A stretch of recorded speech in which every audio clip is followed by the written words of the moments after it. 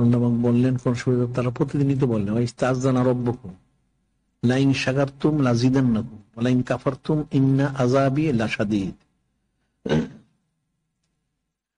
আল্লাহ নিজে ঘোষণা দিচ্ছেন যে তোমাদের রব তাআলা তিনি ঘোষণা দিচ্ছেন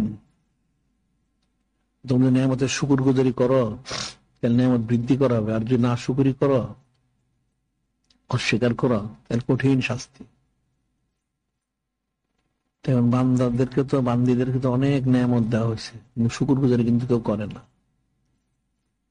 যার জন্য মানুষের এর বিচ্ছিন্ন মুসলমানদের অবস্থায় কাফের মুশরিকরা সারাদিন জুলুম করে, তারা জুলুমের উপযুক্ত হয়ে গেছে নাউযুবিল্লাহ। নিয়ামতের কদর না করলে আযাব কঠিন শাস্তি, ওই শাস্তি কাফারা আর কিছু। সারা দুনিয়া জোড়া যত মুসলমান আছে দেশ আছে সবগুলো কাফেরদের প্রাধান্য, আমাদের দেশও কাফেরদের প্রাধান্য বদামলের কারণে।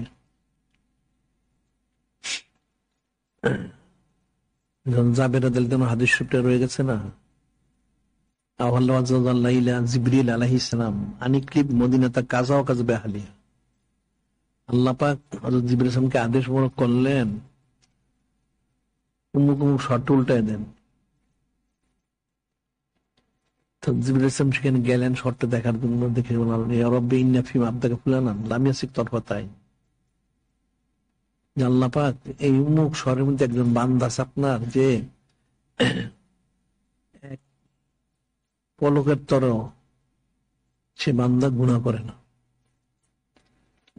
আল্লাহ বললেন আকলিব আলাইহিম, তাকে সহ শর্ত উল্টায় দেয়। কেন? ইন্না ওয়াজহাহু লাম ইয়াতামার ফিয়াসাতান কত্তু।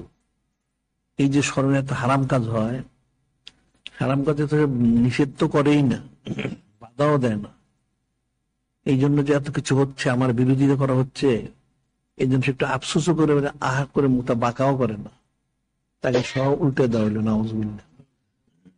কি বোঝা গেল যে গজবটা যখন আসলো তখন এই লোকটা সহ তলায় গেল, তাহলে দেখা গেল তো গজব তো আসছে, তারা নেক কাজে হারাম কাজে বাধা দেয় না, নেক কাজ করে না, তো গজব আসবে, ধ্বংস হয়ে যাবে, এটি তো স্বাভাবিক। ওইটাই তো এখন সারা দিন এভাবে কাফের মুশরিক জুলুম করতেছে, পাপ জোগাড়ে পাপের কাফারা আদায় করতে হবে না, কাফারা আদায় করতে হবে,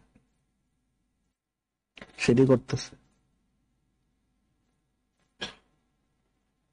এখন মুসলমান রশ্মি মুসলমান, রশ্মি মুসলমানটা কাজ হবে কেমন, থাকি মুসলমান না।